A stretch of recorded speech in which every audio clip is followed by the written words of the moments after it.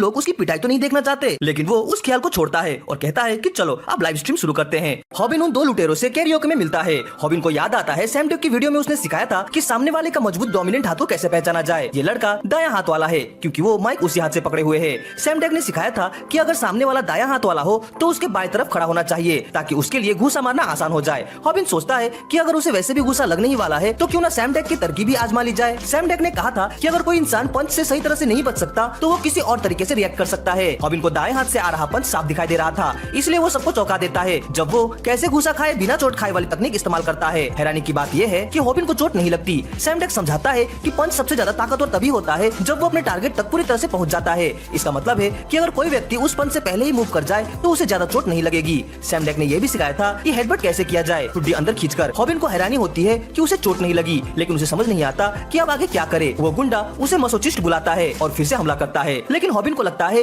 कि वो थोड़ा धीमा रिएक्ट कर गया। सौभाग्य से सैम डेक ने इस पल के लिए भी सलाह दी थी। सामान्य लोगों के लिए हर पंच पर सही रिएक्ट करना बहुत मुश्किल होता है, लेकिन उतना ही मुश्किल होता है हर पंच को सही से मार पाना। गुंडे का पंच चौंकाने वाला तरीके से चूक जाता है क्योंकि सैम डेक ने सिखाया था कि एक लगातार मूव कर रहे इंसान को मारना आम लोगों के लिए बहुत मुश्किल होता है। इस बॉक्सिंग तकनीक को वीविंग कहा जाता है। जब तक हॉबिन लगातार कोशिश करता रहेगा और अपने सिर से सामने वाले के घूसे को मारने की नाकाम कोशिश करता रहेगा, तब तक उसके विरोधी को ऐसा लगेगा जैसे वो कोई बेहतरीन वीविंग स्किल वाला बॉक्सर हो। सैम डेक ने यह भी सिखाया था कि अगर कोई अपने ध्यान को सिर्फ सामने वाले की मुट्ठी पर केंद्रित कर दे तो उसे उस गुस्से का डर भी खत्म हो जाएगा और जब सामने वाला गुस्से में आएगा तो वो और ज्यादा पंच मिस करेगा। इसके अलावे अगर पंच लग भी जाए तो हॉबिन को कोई दर्द नहीं होगा क्योंकि उसने बिना चोट खाए घूसा खाने वाली तकनीक सीख रखी है। सैम डेक ने अपनी वीडियो में गर्व से यह भी बताया था कि इस स्टेज पर पहुंचने के बाद हॉबिन को अब लड़ाई से डर नहीं लगेगा और वही हो रहा है। अब पहले से ज्यादा आत्मविश्वास से भरा हुआ हॉबिन उस गुंडे से कहता है कि उसका फोन वापस दे दे ताकि वो बोमी को जवाब दे सके। गुंडे को बोमी का कुछ पता नहीं तो वो फिर हमला करता है, लेकिन हॉबिन बस सैम डेक की तकनीकों का इस्तेमाल करता रहता है। वो बार बार अपने सिर से सामने वाले के पंच पर वार करता है, लेकिन देखने वाले को लगता है कि जैसे वो खुद ही पंच मरवाने दे रहा है। गुंडा हैरान है कि हॉबिन पंचों से क्यों नहीं बच रहा। हॉबिन की लाइव स्ट्रीम का चैट पागल हो जाता है, सभी उसे चीयर कर रहे हैं। हॉबिन का आत्मविश्वास और बढ़ता जा रहा है, लेकिन उसे अफसोस है कि काश उसने सैम डेक की और वीडियो देखी होती। उसने तो बस बिना चोट खाए घुसा खाने वाली वीडियो देखी थी। उसके पास अब और कोई तकनीक नहीं है। स्पेंसर भी ध्यान से देख रहा होता है, लेकिन सोचता है कि ये हालात थोड़े खराब हैं। ये लड़ाई बहुत धीरे चल रही है। दोनों लड़ाके बस एक दूसरे को थका रहे हैं और दर्शक बोर हो रहे हैं। स्पेंसर को लंबे फाइट्स चाहिए थे, लेकिन लोग बोर हो जाते हैं अगर वो बहुत लंबी हो जाए। वो लड़ाई को रोकने का सोचता है, लेकिन तभी उसे एक व्यूअर का मैसेज दिखता है। उस व्यूअर का नाम डिंग डिंग होता है, वही जिसने सबसे पहले किम को एक एमएमए स्टार के रूप में पहचाना था और ऐसा लगता है कि उसे मार्शल आर्ट्स की अच्छी जानकारी है। डिंग का कमेंट अब कहता है कि हॉबिन ये लड़ाई जीत जाएगा। बाकी सब चैट में कह रहे हैं कि हॉबिन तो बस पीट ही रहा है, लेकिन डिंग सबको अमेच्योर कहता है। डिंग समझाता है कि उस गुंडे को अभी तक एहसास नहीं हुआ है क्योंकि उसके शरीर में एड्रेनालिन का असर है, लेकिन उसकी मुट्ठियां अब बहुत मुसीबत में हैं। चैट के लोग पागल हो जाते हैं जब उन्हें दिखता है कि वाकई कुछ गड़बड़ है और गुंडा समझ नहीं पाता कि उसकी मुट्ठियों को क्या हो रहा है। डिंग बताता है कि पंचिंग बैग को ज्यादा देर तक मारने से मुट्ठियां सूज जाती है, लेकिन ये गुंडा तो जोश में आकर हॉबिन के पत्थर जैसे सख्त माथे को बार बार मारता रहा। अब जब उसका एड्रेनालिन कम हो जाता है तो उसे जोर का दर्द महसूस होता है, ठीक वैसे ही जैसे डिंग ने पहले ही कहा था। अब वो लड़ नहीं सकता और ये लड़ाई यहीं खत्म हो जाती है। स्पेंसर हैरान रह जाता है कि हॉबिन वाकई जीत गया। हालांकि हॉबिन का चेहरा एकदम खराब हालत में है, तो स्पेंसर को डर है कि कहीं उसकी हॉस्पिटल की बिल वीडियो की कमाई से ज्यादा न हो जाए, लेकिन फिर भी वो सोचता है कि चलो इन्वेस्टमेंट ही सही। इस फाइट से बहुत सारे फॉलोअर्स तो मिल गए। वहीं दूसरी ओर हॉबिन सिर्फ इस बात में खोया है कि बोमी उसे जवाब देगी या नहीं। लाइव स्ट्रीम खत्म होती है और हॉबिन बताता है कि उस फाइट वीडियो को एक हफ्ते में 1 मिलियन से ज्यादा व्यूज मिले। उसके चैनल का नाम अब वायरल हिट है और उस पर कुल 4 वीडियोस हैं जिनके टोटल व्यूज 25 मिलियन हो चुके हैं। इसके अलावा उन्हें पहली बार पेमेंट मिलती है करीब $1,13,000 की। हालांकि प्रति व्यू सिर्फ आधा पैसा मिला जो बहुत कम है, लेकिन स्पेंसर समझाता है कि उन्हें पहले यूट्यूब से अप्रूव लेना पड़ा और फिर वीडियो पर एड्स चालू करने में टाइम लग गया।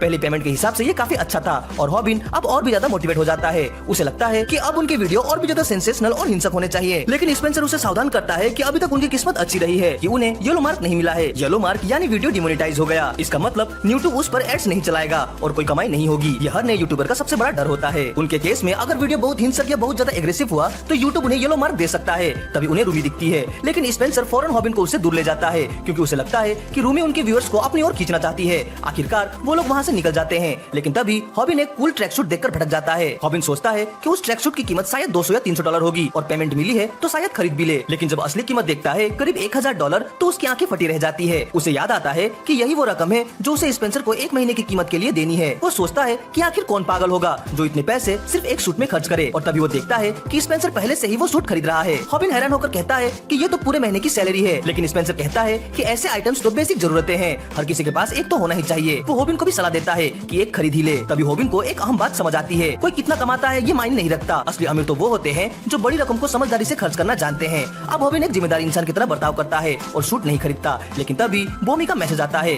कुछ सेकंड बाद हॉबिन ने सारी समझदारी भुला दी होती है और वो महंगा वाला सूट खरीद चुका होता है सिर्फ इसीलिए क्योंकि बॉमी उससे मिलने वाली थी। अब जब वो सूट पहनकर पहुंचता है तो चारों तरफ के लोग उसे घूरते हैं। सबको लगता है कि एक लड़का इस उम्र में इतना महंगा सूट कैसे पहन सकता है और कई लोग तो सोचते हैं कि ये नकली है। कुछ लोग उस पर तंज कसते हैं कि वो अपने क्लासमेट पेको को बेचकर फेमस हुआ है। लोग उसके पैसे और फेम को लेकर पीठ पीछे बात बना रहे हैं। तभी हॉबिन को एहसास होता है कि फेमस होना इतना भी अच्छा नहीं जितना लोग समझते हैं। हालांकि वहाँ मौजूद लोग हॉबिन का मजाक उड़ा रहे थे लेकिन उसके व्यूअर्स उसके साथ खड़े रहते हैं। वो उसे कमेंट्स को दिल में ना लेने की सलाह देते हैं और एक बंदा तो यहाँ तक कह देता है कि हॉबिन उन सबको जाकर पीट ही दे जो उसके खिलाफ बोल रहे हैं। हॉबिन अपने व्यूअर्स का शुक्रिया अदा करता है और कहता है कि तुम लोग ही तो मेरे अपने हो। तभी एक लड़की एक्साइटमेंट में ऑटोग्राफ मांगती है लेकिन वो हॉबिन से नहीं एक दूसरे यूट्यूबर जीवन से बात कर रही होती है। जीवन सड़कों पर लोगों का इंटरव्यू कर रहा है। वो एक खूबसूरत लड़की से सवाल पूछने की कोशिश करता है लेकिन वो कहती है कि वो यहाँ किसी से मिलने आई है। जीवन मान लेता है कि वो उसके बॉयफ्रेंड से मिलने आई है लेकिन तभी लड़की बॉमी हॉबिन की ओर इशारा करती है। फिर बॉमी कहती है कि हम दोनों सेम सेम हैं क्योंकि वो भी वही महंगा वाला सूट पहने हुए है। अब हॉबिन हमें बताता है कि उसे स्कूल के पॉपुलर बच्चों से हमेशा जलन होती थी। वो हमेशा छोटा, कमजोर और पढ़ाई में एवरेज रहा। उसे लगता है कि स्कूल असली दुनिया की तरह है जहाँ सिर्फ स्ट्रॉन्ग लोग ही टिकते हैं। कमजोर को हमेशा ताकतवर के आगे झुकना पड़ता है। उसे ये बात और भी समझ में आती थी जब पेको उसे नीचा दिखाता था लेकिन पेको भी खुद को किम के सामने कमजोर पाता था। इसी वजह से हॉबिन किम की ज्यादा इज्जत करता था लेकिन अब उसकी सोच बदल गई है। अब वो बॉमी के साथ है और उसे पॉपुलर होने या ताकतवर दिखने की कोई जरूरत नहीं लगती। उसे फर्क नहीं पड़ता कि लोग क्या सोचते हैं। तभी लोग चौंक जाते हैं जब दोनों को साथ में देखते हैं और एक छोटा सा रोमांटिक मोमेंट होता है जब उनके हाथ गलती से टच हो जाते हैं। हॉबिन के दिमाग में फुल फिल्म चल जाती है। वो खुद को ऑफिस से लौटता हुआ देखता है और बॉमी के लिए फूलों का गुलदस्ता लाया होता है। जब बॉमी पूछती है कि एक गुलदस्ते में फूल क्यों नहीं है तो हॉबिन स्मूथली कहता है क्योंकि असली फूल तो तुम हो। इसके बाद उनके बच्चे भी आ जाते हैं